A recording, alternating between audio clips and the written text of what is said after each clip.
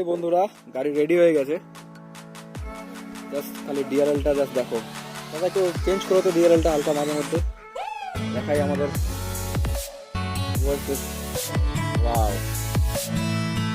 Just কালারগুলো দেখো, looking like আ wow. এরকম যদি আপনারা কাজ করা যায় আপনাদের হেডলাইটে,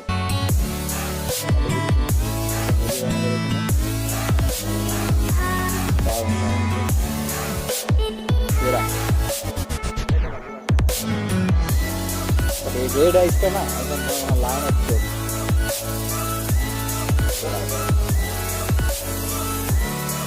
আপনাদেরকে কোথায় আসতে হবে?